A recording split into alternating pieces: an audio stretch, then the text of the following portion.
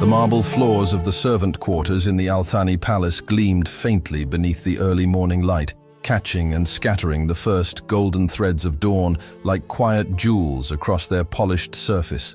Above, the high arched ceilings trapped the last breaths of night, and the air still held the chill of the desert's long silence.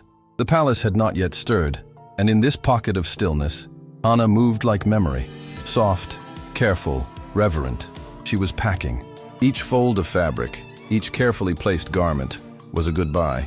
There was no chaos in her movement, only precision, ritual almost. The garments she laid one over the other were modest, linen caftans, a scarf embroidered at the edge with gold thread, a faded abaya worn thin at the elbows. Each thread had served her quietly, as she had served this palace. Her fingers lingered longer than needed, tracing the textures as though they could carry pieces of her heart with them. At the bottom of the bag, she placed a velvet pouch. Its contents were small, a single earring from her mother, a date stone carved with the word saber, and the letter, folded so many times its edges had softened, its contents sharper than any blade. She had read it once. Once was enough. Tariq's voice had lived in those inked lines, measured, final, detached. A shift in alliances, a better match, a dowry worth more than memories. He had gone with the daughter of a spice merchant, the kind of woman whose name arrived with silks and sugar. Hana had not been given a warning, only the letter. He had signed it with formality, not with love, not even with regret. She had pressed the paper to her chest once, as if to stop her heart from splitting. Now it was only weight. Ya Allah. Her voice cracked the silence, not in volume, but in its tenderness. It was not the kind of prayer made to be heard. It was not the kind of prayer that expected reply. But someone was listening. Just beyond the mashrabia screen, a carved veil of stone that filtered sunlight and gaze, Prince Zayed Al-Thani stood beneath the colonnade that bordered the inner garden. He had come before sunrise, as he often did, drawn not by duty, but by unrest. The palace slept, but his thoughts never did. He had always found comfort in the pre-dawn hush, when the palace whispered only to those who knew how to listen. Today, it whispered her. He heard the prayer, low, intimate, a voice wrapped in silk and salt. He saw her only in silhouette through the latticework, but the sound rooted him to the stone. A woman, one of the servant class, though he could not place her name. She moved with the grace of someone used to absence, the composure of someone who had learned not to ask. But her voice, it trembled like a string pulled too tight. He should have walked away. Instead, he watched the way her hands moved, the ritual of goodbye in motion. And when she pressed her satchel shut, when her shoulders curled inward, when her head bowed in supplication to no one watching, something moved within him, something slow and old, like sand shifting beneath ancient stone. Inside her chamber, Hana sat on the edge of the narrow bed, the satchel now closed beside her. The room was stripped of personal trace. No framed photo, no perfume bottle, only a small brass lantern swaying gently with the breeze, casting fractured light upon the walls. She glanced once more at the space around her, but her memory had already begun the process of unspooling. Departure had its own rhythm, and hers had already begun. The rustle of soft footsteps made her turn. Noor. The little girl stood barefoot in the doorway, her dress crumpled from sleep, her braids undone. In her hands she clutched a necklace made of date seeds, threaded with patient, childlike care. Noor asked. Hana's voice caught. She knelt slowly, bringing her gaze level with the child's. Yes, Habibti. Noor's eyes were solemn. I asked the moon to follow you. Hana smiled, the kind of smile made entirely of ache. The child reached forward and tucked the necklace into Hana's palm. Hana did not speak. She could not. She rose, her shawl wrapped around her like armor, and stepped into the corridor. The quiet of the palace enveloped her, each column and mosaic now a witness to her exit. As she passed the inner garden, a breeze stirred the jasmine climbing the palace walls, their scent folded into the oud still lingering in the morning air, sweet, smoky, full of longing. From the edge of the colonnade, Zayed watched her retreating form. He said nothing, did nothing, but he would not forget. Not the prayer, not the sorrow, not the silence she carried like a veil. Hana did not know her path had already changed. That fate, always listening, had found her voice at last. The morning unfolded with solemn elegance, as if the palace itself understood that something sacred had been set in motion. Hana moved through the inner corridors like a thread unraveling from the hem of a tapestry, subtle, unnoticed by most, yet essential to the fabric that held the space together. Her steps, though light, pressed into the stone with quiet determination, each one bearing the full weight of departure not just from a place, but from the illusion of belonging. The satchel in her hand felt heavier now, not with objects, but with absences, with the echo of a love that had chosen profit over poetry, and with the silence of a woman who had learned to carry pain in graceful folds. She passed beneath vaulted ceilings where colored glass filtered the morning light into soft mosaics on the floor, and as she moved through familiar hallways, the rose garden where she once sang softly to herself, the west colonnade where she used to watch the doves settle before dusk, each place looked back at her. She paused by the eastern fountain, a small marble basin shaped like a blooming star, its water cool and constant. There, she crouched and dipped her fingers into the basin's mirrored surface, watching the ripples distort her reflection into something fragmented and unrecognizable. She no longer saw the woman who once whispered hope into closed windows, who waited for letters with ink still warm. What remained was someone refined by fire, elegant in loss, sharpened by surrender. It was then she felt it, not the sound of another's approach, but the subtle shift in the air that signaled presence. She did not need to turn to know who stood behind her, and still, when he spoke, his voice poured into the moment, like frankincense melting over charcoal. Low, deliberate, intimate in its restraint. "You prayed this morning," said Prince Zayed, his words not inquisitive but affirming. Hana's hand stilled in the water. Her eyes remained on the moving reflection. She rose slowly, the folds of her abaya falling around her like a curtain settling after a performance never applauded. When she turned, her gaze met his, not with fear or awe, but with the evenness of someone who had already lost the most precious thing she could offer. "That prayer was not given to be heard," she said, her voice steady but soft, like parchment brushed by wind. "I know," he replied, and the stillness between them deepened. There was no accusation in her expression, no retreat, only a quiet awareness that she had been witnessed in her most fragile moment by a man who stood leagues above her in power, yet now, strangely, seemed leveled by the vulnerability they shared. She asked, her tone neither cold nor open, merely factual, like the edge of a blade that does not threaten but remains sharp nonetheless. He did not answer immediately, and when he did, it was with the honesty of someone who had not prepared his own truth. "I don't know, only to carry it, your prayer." She considered him for a moment, studying the lines of his face, his stillness, his careful posture, the faint tension near his eyes that betrayed the cost of control. And then, with the gentleness of someone placing a fragile truth back into a stranger's hands, she offered a single sentence, "Then carry it carefully." Neither of them moved. The jasmine curled around the colonnade trembled in the breeze, and somewhere beyond, a falcon cried into the pale sky. She turned from him then, and this time, he did not stop her. Yet the silence she left behind seemed to shift something within the palace walls, as if the corridors themselves were now tracing her footsteps, recording her in the ledger of those who mattered. As she reached the servants' gate, the heavy brass door carved with geometric patterns stood partly open. One of the guards, Yusuf, stood nearby with his eyes lowered, a gesture of quiet respect that transcended class. No words passed between them, and perhaps that was more fitting. Farewells, Hana had learned, often said too much or far too little. She stepped forward, her satchel brushing against her hip, the final breath of palace air curling around her like a memory refusing to fade. Then came the interruption. Not harsh, not unwelcome, but sudden. The sound of bare feet striking marble in staccato rhythm. A small storm of urgency contained in a child's frame.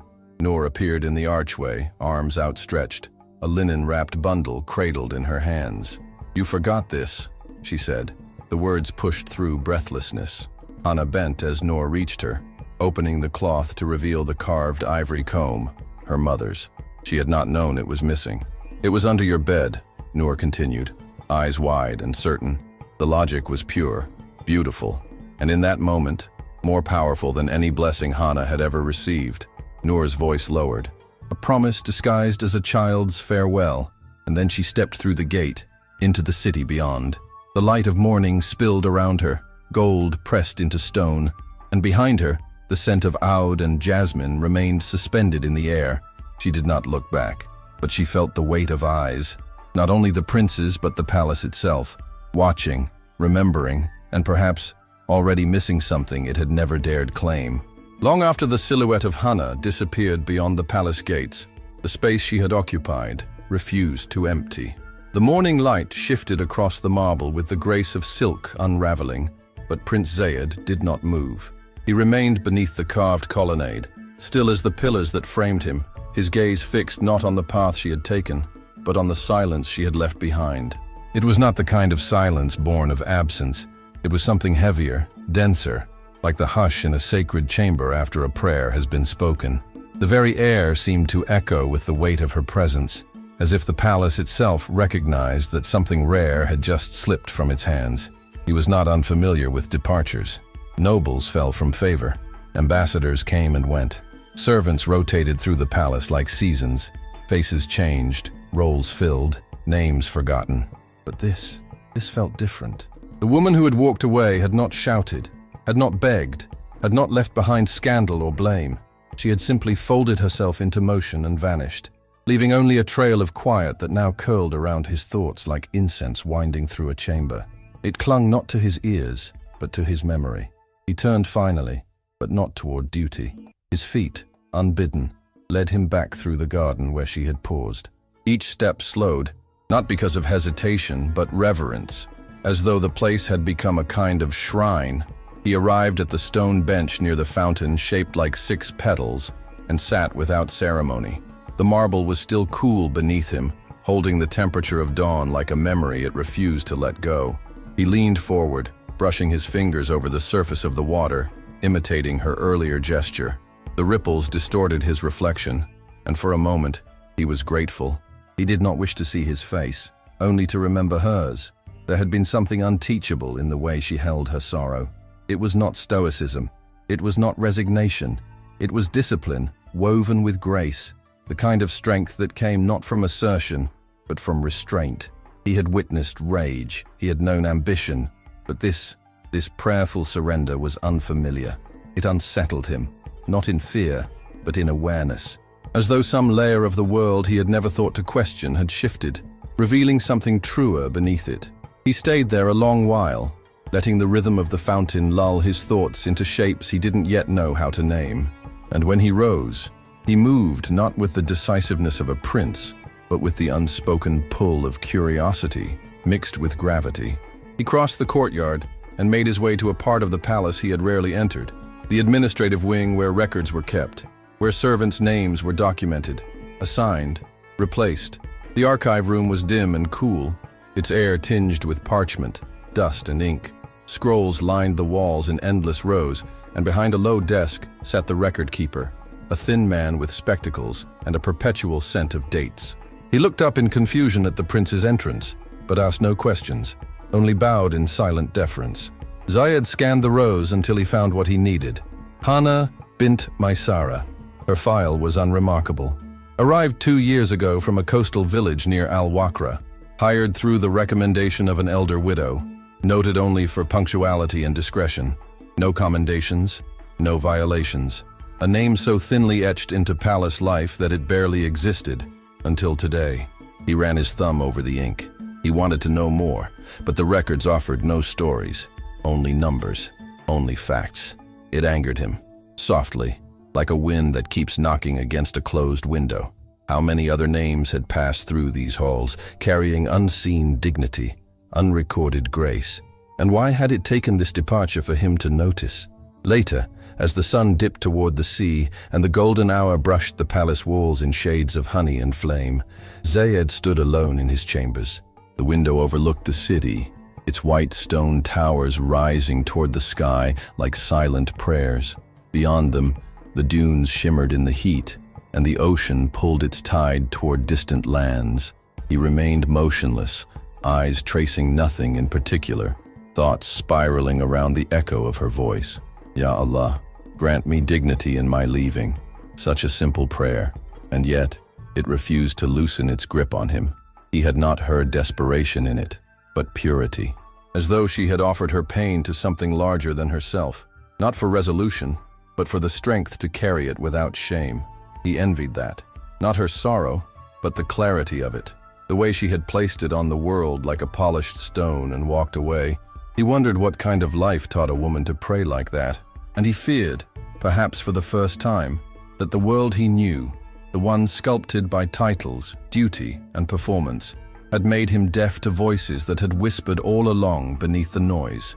He had heard her, but far more haunting was the realization that she, perhaps, had heard something even deeper, and that she had never needed anyone to save her, only to witness, and somehow, that changed everything.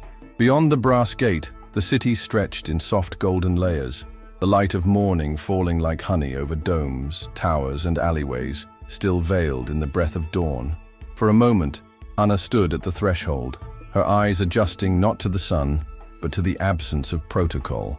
There were no guards now to bow or judge, no whispered titles to precede her name. Here, she was no one, a woman in an abaya, a silhouette amid the shifting sea of motion. And in that anonymity, something within her began to loosen, slowly, painfully, like cloth tearing at its seam after holding for too long. She walked.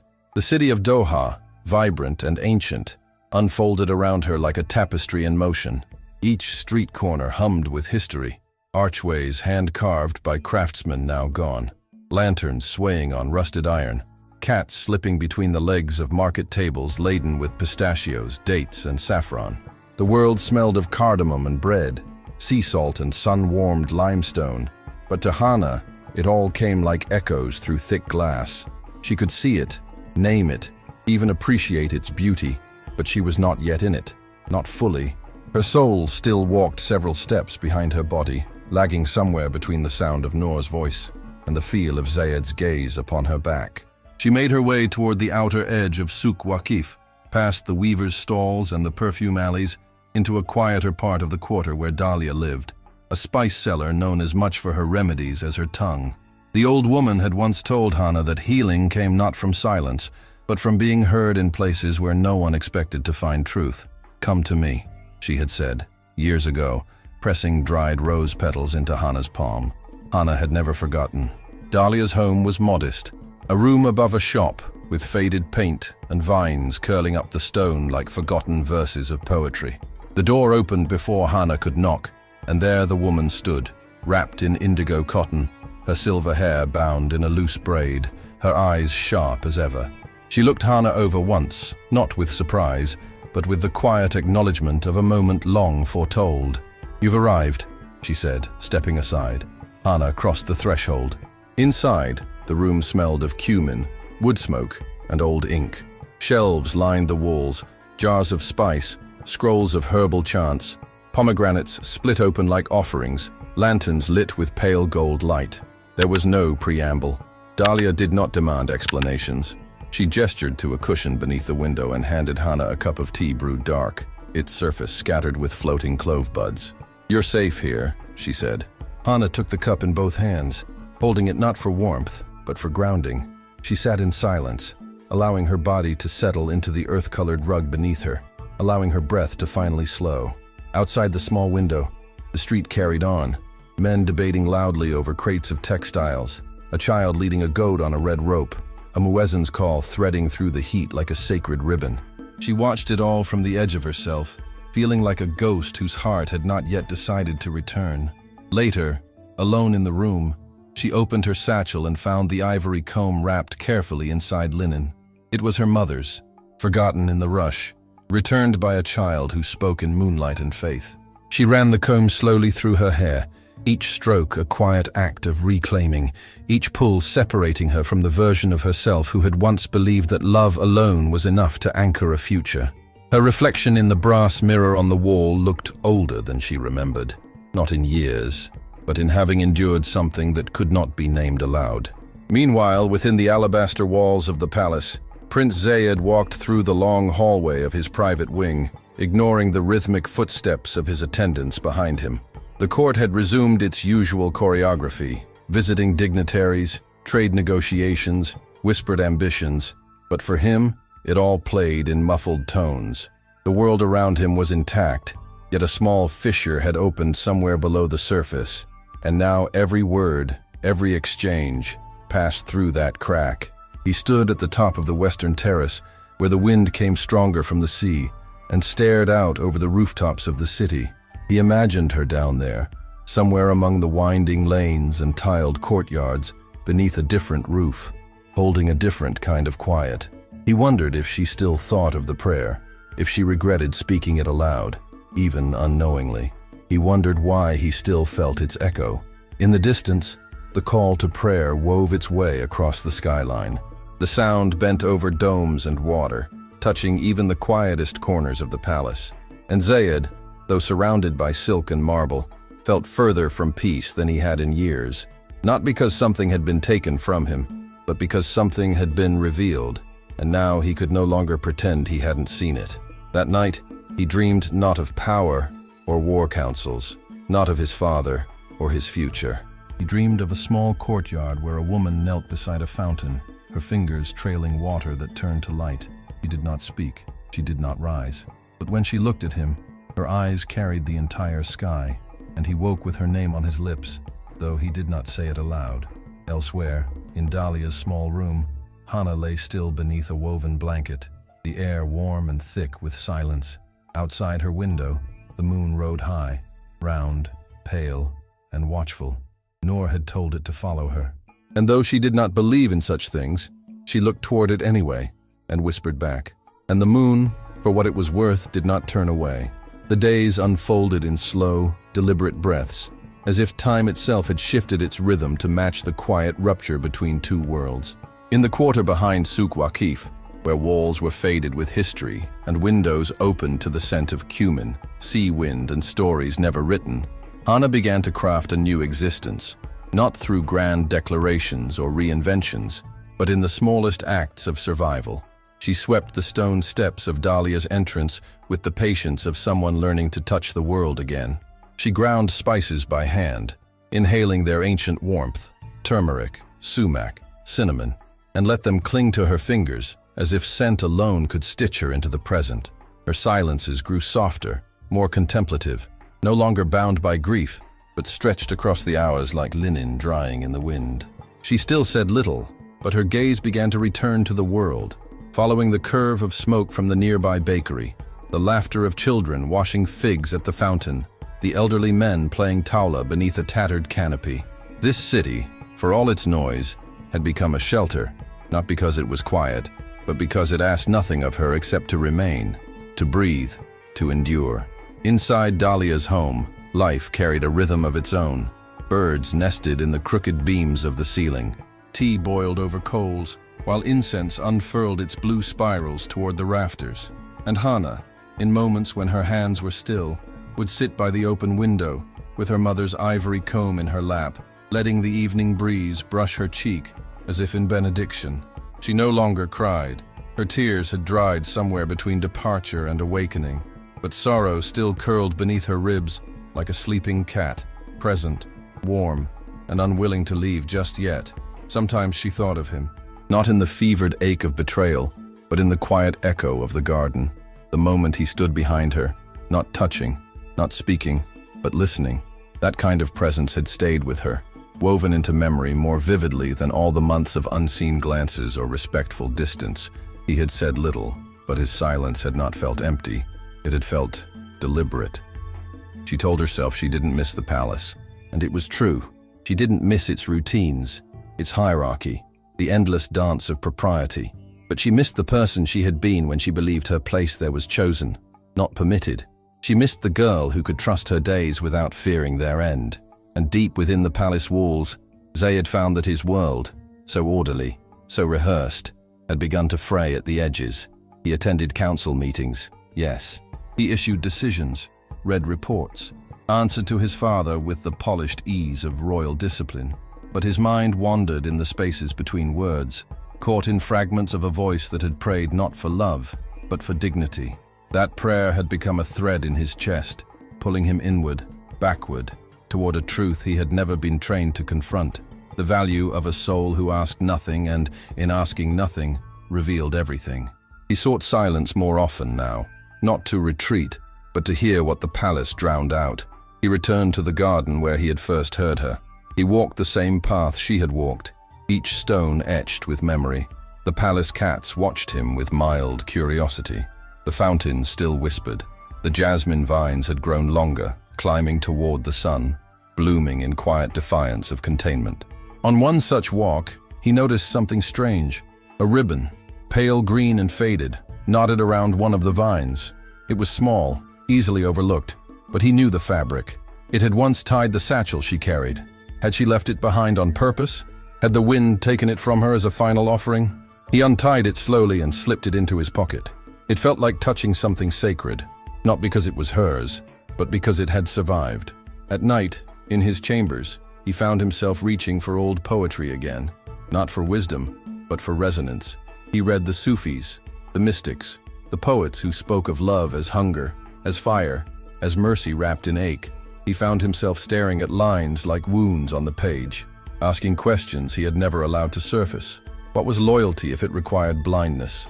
What was power if it silenced compassion? And what kind of man was he, if he could recognize beauty only once it had turned its back on him? The name of the spice vendor came to him like a bell, Dalia bint Rafi. He remembered her vaguely, a woman of fierce eyes and sharper words, once reprimanded for selling clove cures that cured nothing. But now, in that name, he saw direction. He said nothing to his advisors. He gave no orders to his guards. But in the deep quiet of midnight, he sent a single message through one of the stable boys. A delivery of jasmine, wrapped in indigo silk, with no note, no seal, just scent and color. He did not know if it would reach her. He only knew that if she recognized it, she would understand, and if she didn't, it would still bloom. It came not with trumpets or proclamations, but with the hush of morning when the world still teetered between dream and awakening. The light was soft, barely touching the rooftops, and the souk had yet to stretch into its usual song of haggling voices and bustling carts. Hana stood outside Dalia's small door, bent over a basin of water, rinsing stalks of mint, the coolness of it slipping between her fingers like threads of memory she refused to gather. Her thoughts were quiet, not peaceful, but steady. There was comfort, she'd learned, in simple repetition, in the scent of herbs, in the weight of water, in work that asked for nothing but presence. She did not hear the boy's approach until his shadow crossed her hands. He was young, barefoot, no more than 11. His eyes flicked upward only once, then dropped to the cloth bundle in his hands, a square of indigo silk, folded with surprising care, fragrant even before it was opened. "For you," he mumbled, voice like sand rubbed against stone. Hana hesitated. The bundle did not belong to this world she had chosen. It glowed softly, as if carrying light from elsewhere. She took it with both hands, her breath caught in her throat before she even understood why. The boy lingered only a second longer, as if debating whether to watch her unwrap it, then turned and disappeared down the alley, swallowed by the dust and morning hush. She stood motionless.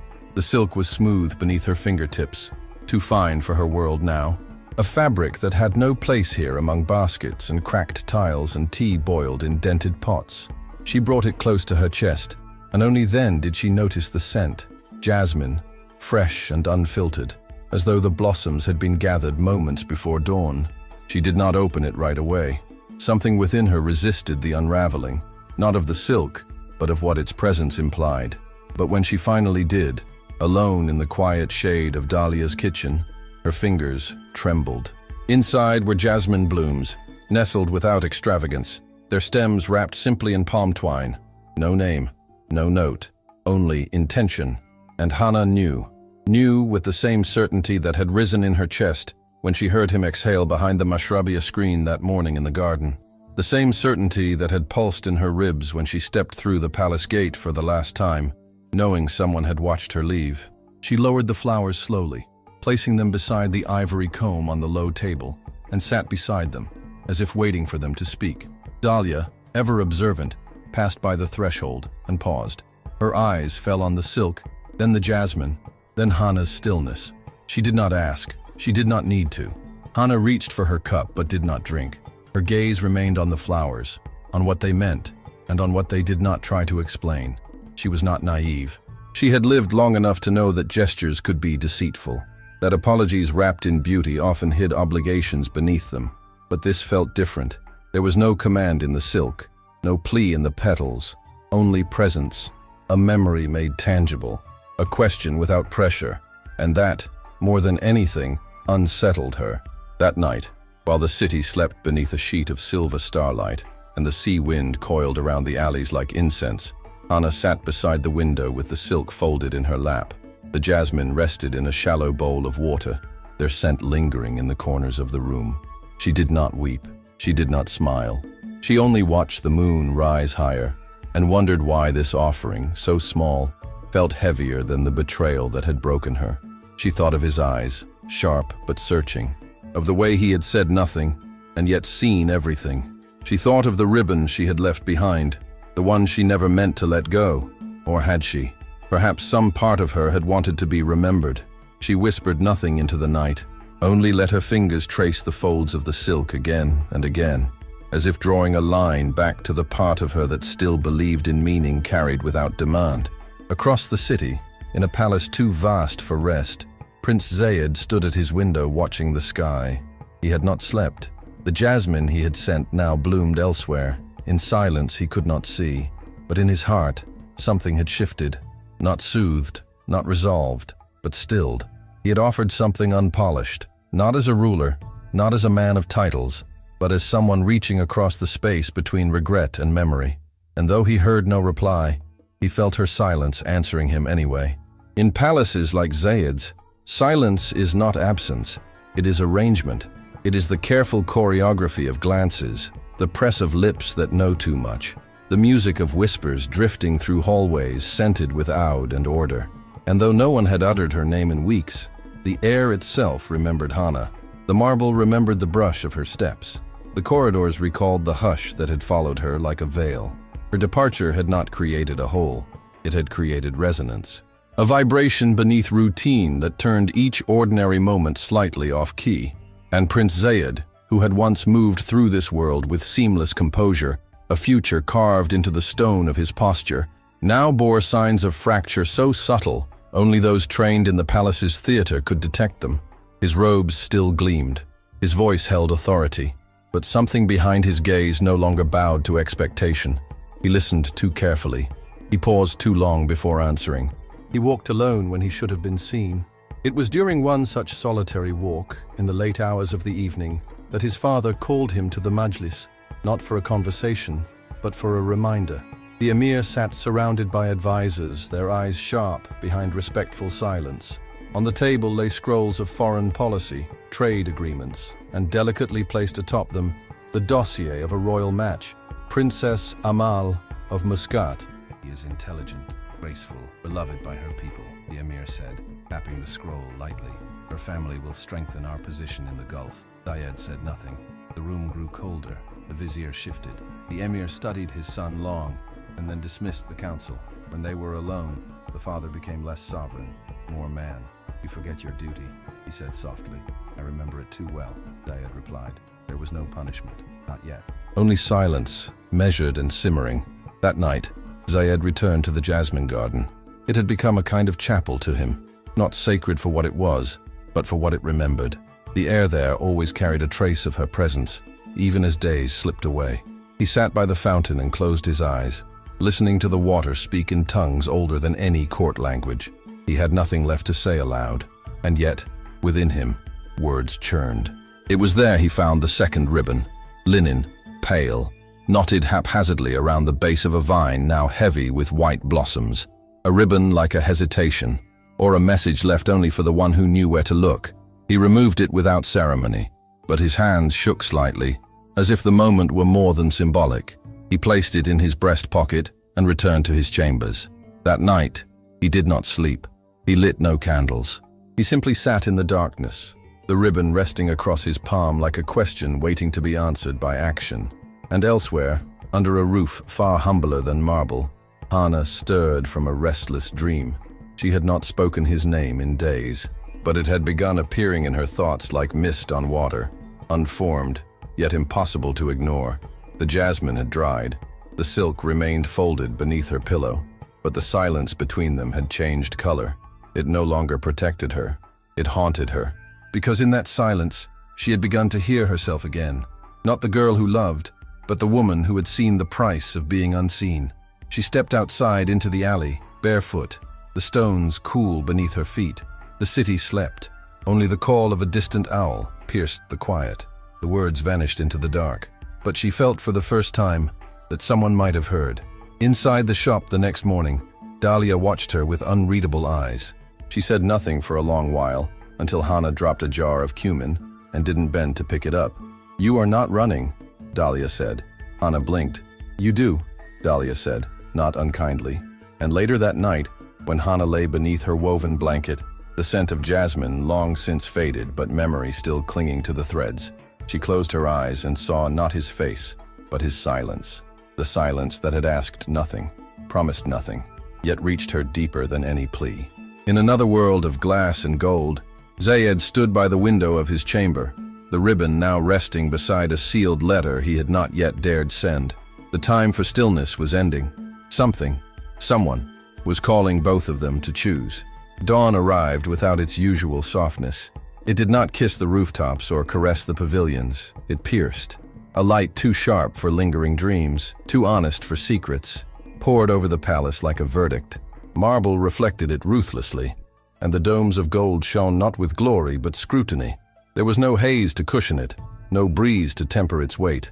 It was the kind of morning when the world shifts, not with thunder, but with stillness so total it screams.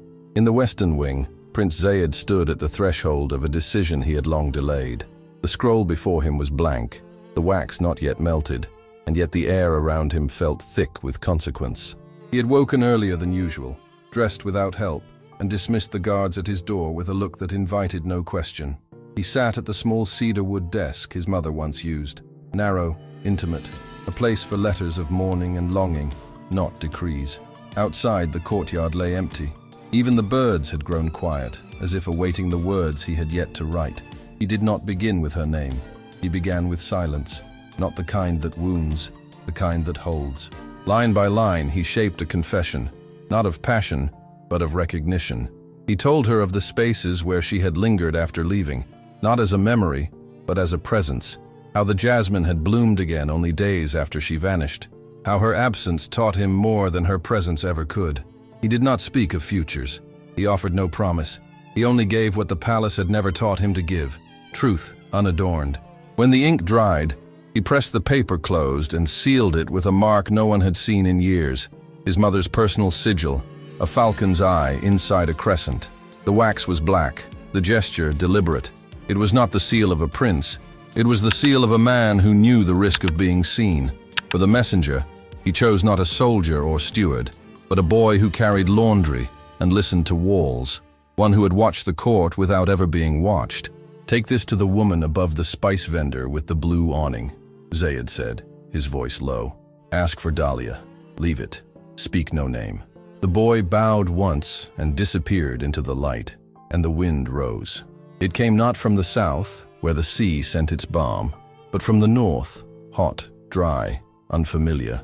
It stirred the lanterns in the upper corridor. It made the flame of the brass sconces lean westward. It rattled the latticework in the emir's private study. It carried no scent, yet it changed the air entirely.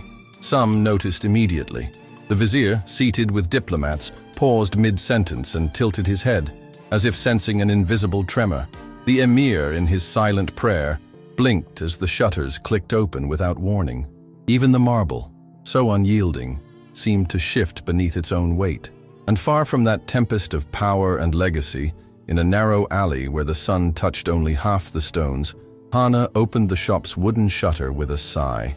She had slept fitfully, dreams chasing her like shadows, her rest punctuated by images she could not name. Water, silk, fire, eyes, always the eyes. She wore linen still damp from washing. Her hands smelled of cloves. The jasmine in the bowl above the lintel had grown brittle. Then came the boy, different again, small, quick, wearing an oversized thobe and fear like perfume. He did not meet her gaze. He simply extended the envelope, nodded once, and disappeared. She held it as though it might bleed. The seal, a black wax crest of a falcon's eye, felt heavier than metal. She did not move for a long time. Dahlia, catching a glimpse of her face, said nothing, only pulled the curtain between rooms and left her alone. Hana sat. She did not open the letter. Not yet.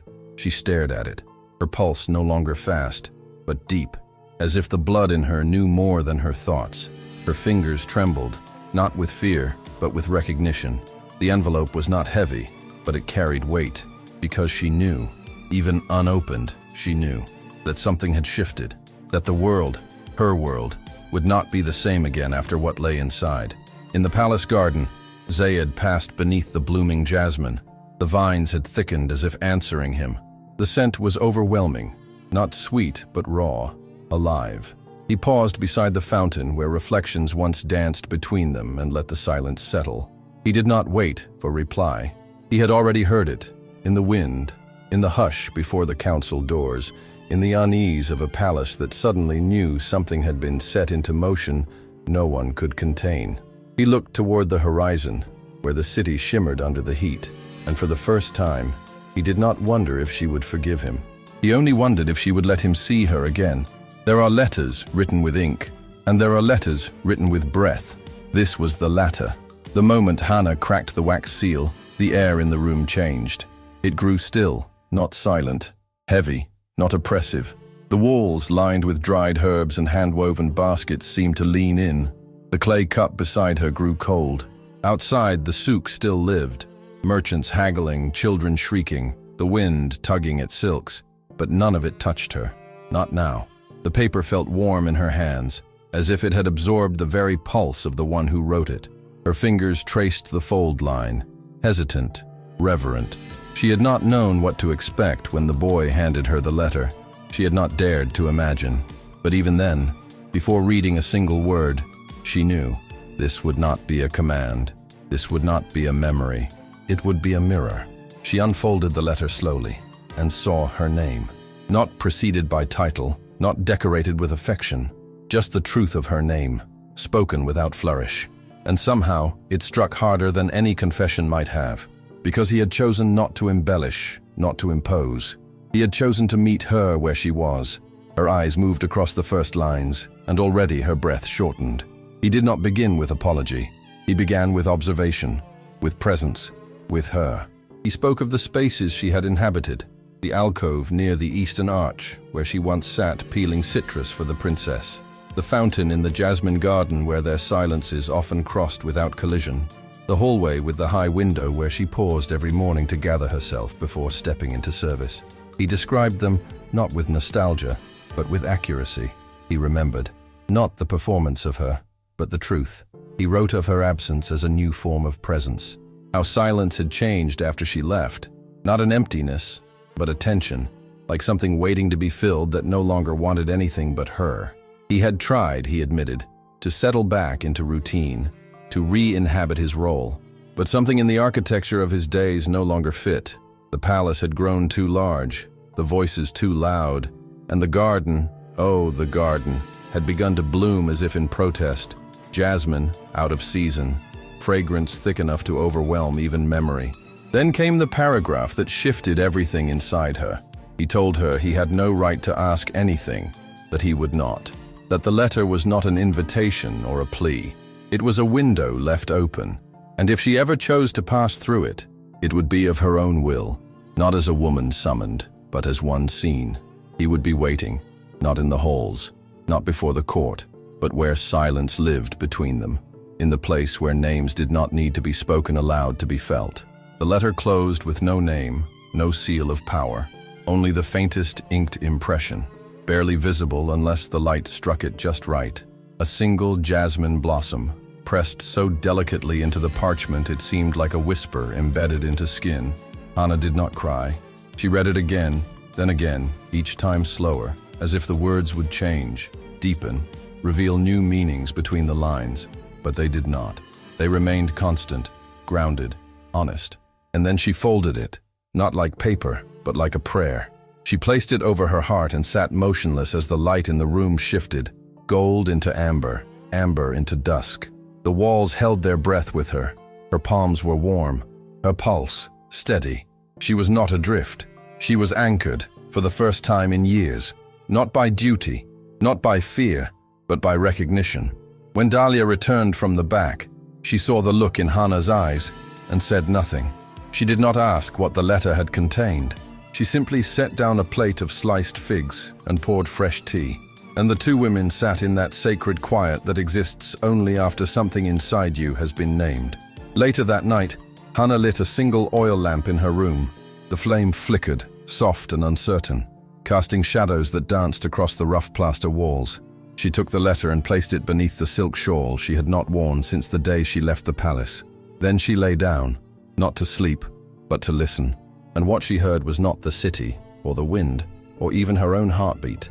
What she heard was her own name, finally, truly spoken. And somewhere, across domes and marble, far beyond protocol and palace, Zayed stood in his chamber facing the open window. He did not know if she would answer. He did not know if she would ever come.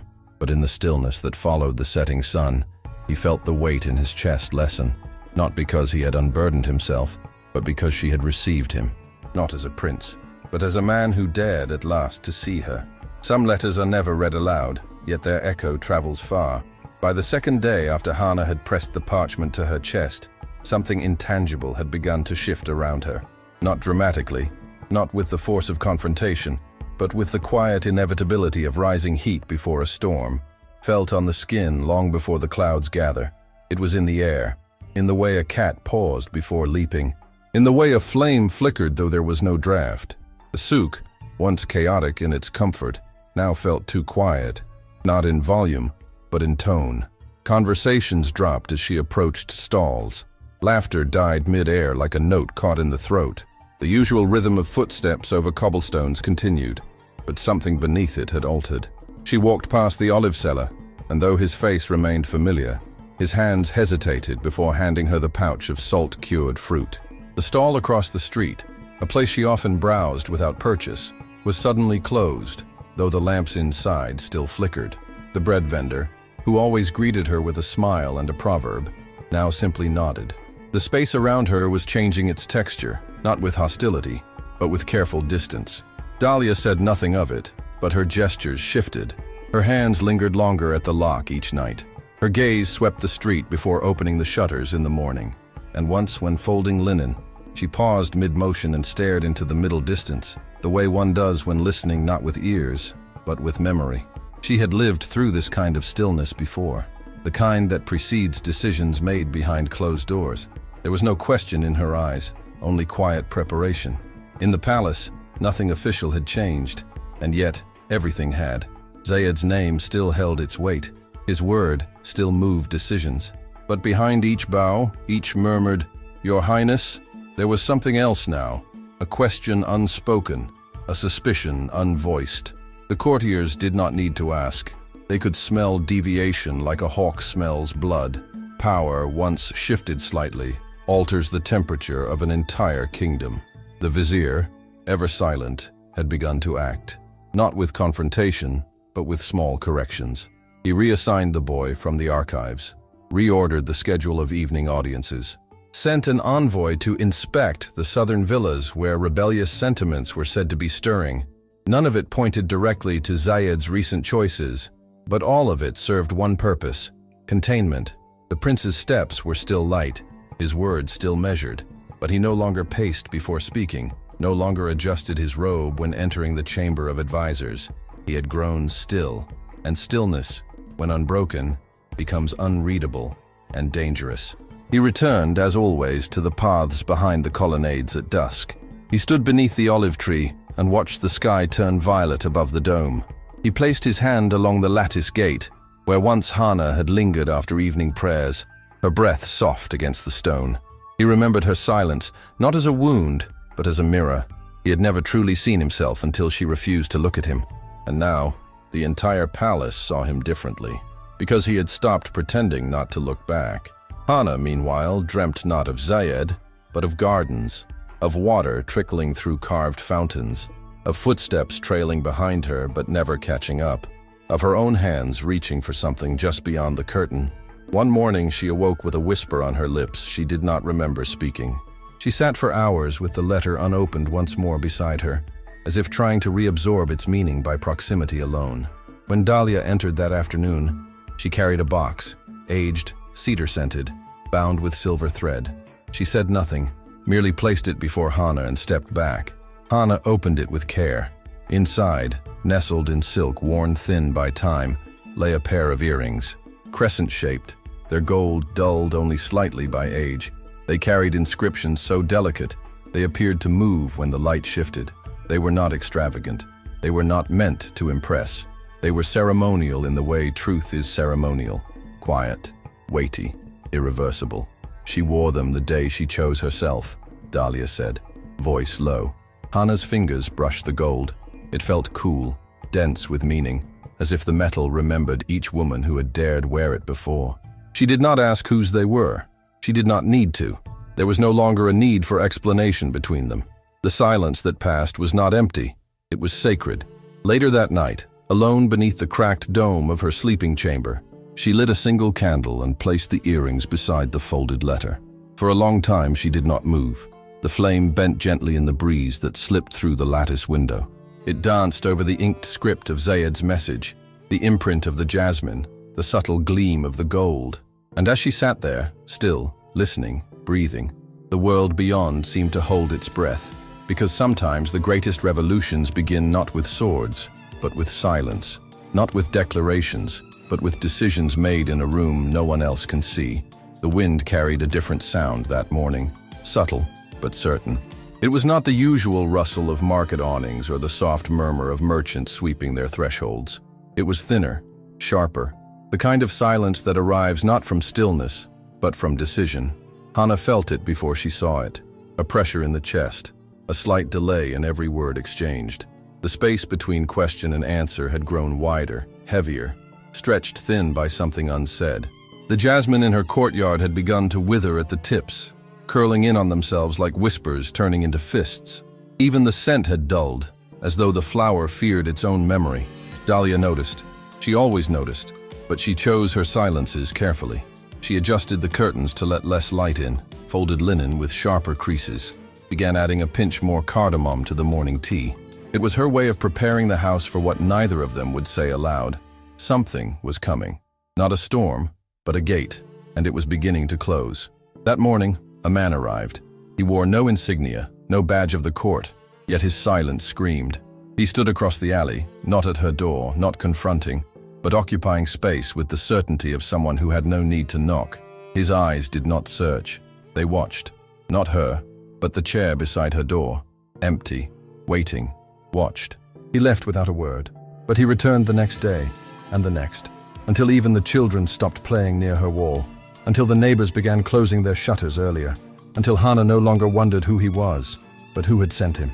In the palace, the decision had already been made, swiftly, quietly. Zayed would leave the capital. It was not a punishment. It was an obligation. An assignment masked in honor, a diplomatic tour of the border provinces, meant to demonstrate the crown prince's dedication to the unity of the realm, to the tribes, to the people. But in truth, it was removal, displacement dressed in duty. The emir had spoken the words with practiced calm. "You are needed where the air is clearer," he had said. Zayed had bowed his head, not out of obedience, but calculation.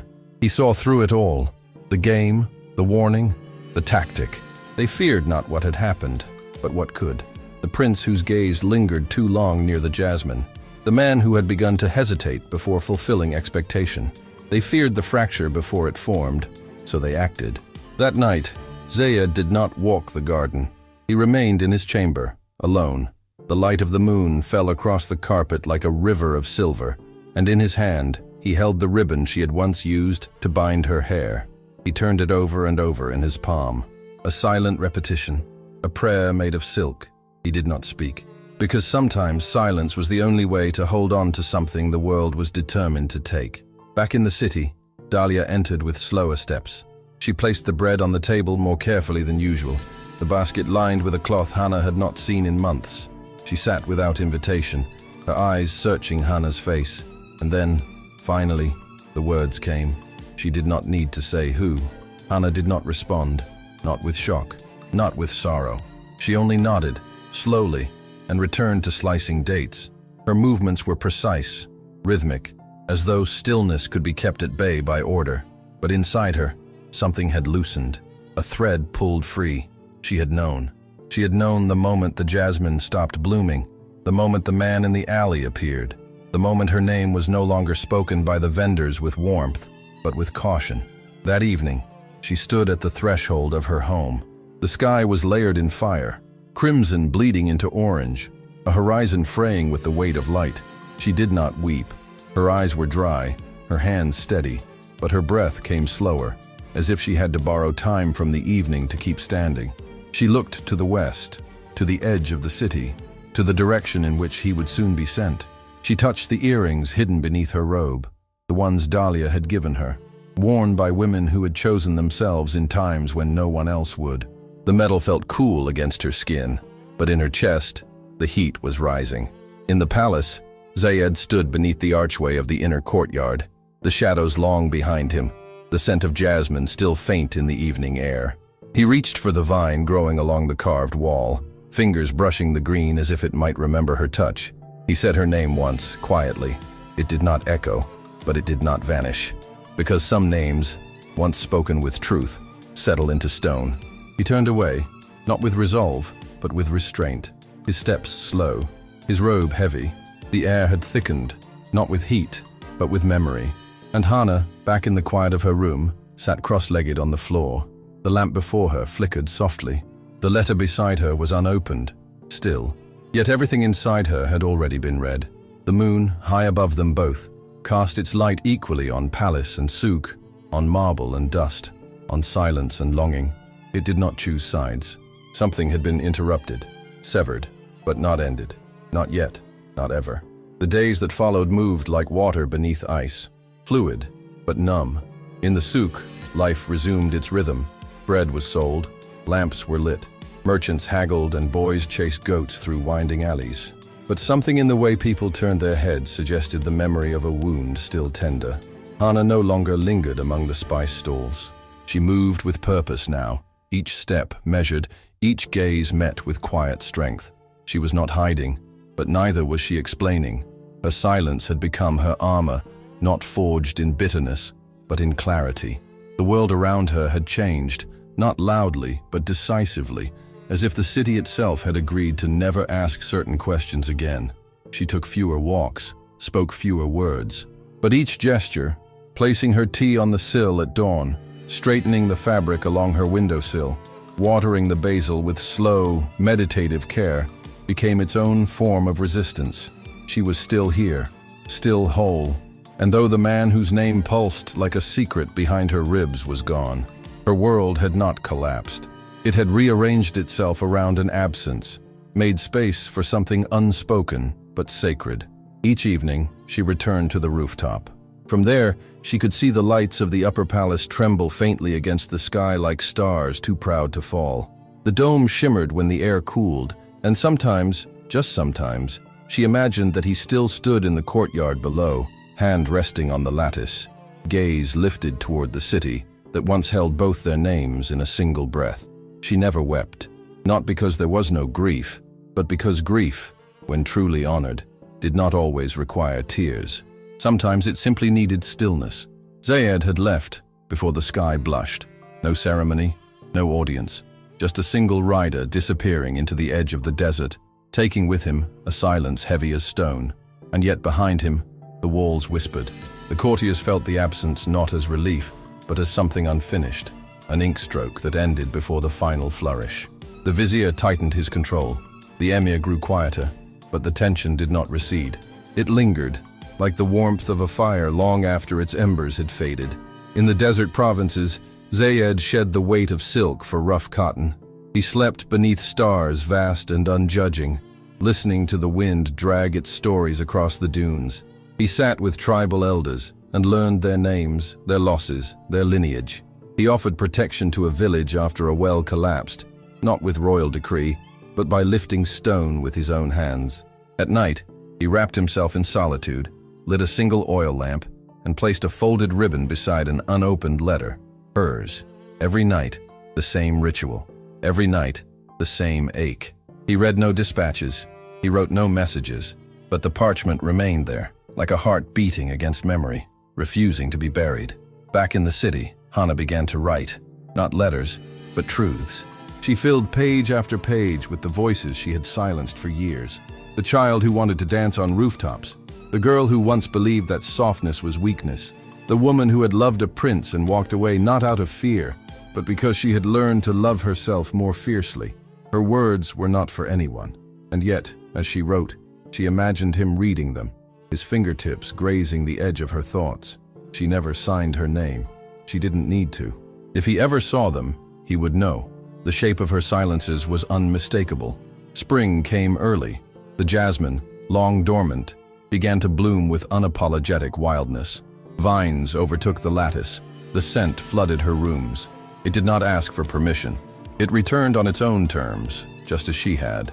Then one morning, Dahlia handed her a bundle wrapped in linen, small and warm, as if it held something living. Inside, a vessel of hand-thrown clay, sealed in wax. When Hana opened it, she found desert sand, coarse and sun-baked, and nestled at its center, a single pearl, imperfect, heavy, luminous. Her fingers curled around it as if it had always belonged there. No note, no emblem, only meaning. The pearl, something born of irritation, of time, of pressure and sea. The sand, the desert he now walked. He had given her both, the softness and the grit. She did not smile, but her breath caught. Sharp, short, sacred. Days passed. And then, near dusk, a rider came. No escort, no herald, just dust on his shoulders, sweat on his brow, and purpose in his eyes. He rode straight past the palace gates, where guards looked on with surprise but said nothing. He turned down the narrow streets of the old city, toward the place where jasmine bloomed along the walls, and a wooden chair sat like a promise beside the door. He dismounted, hesitated, reached out, but did not knock. The door was open. Inside, the scent of oud lingered. A kettle rested on a stone stove. 2 cups on the table, one filled with dates, the other waiting. A candle burned low, the flame fluttering as though startled by return, and near the edge of the table, a folded page of handwriting. His name at the top, a question mark at the end. Zayed stepped inside. He said nothing. He sat. Some homes do not require knocking. Some stories do not need endings. Only a beginning, written in silence and read by those who waited, not to be rescued, but to be met.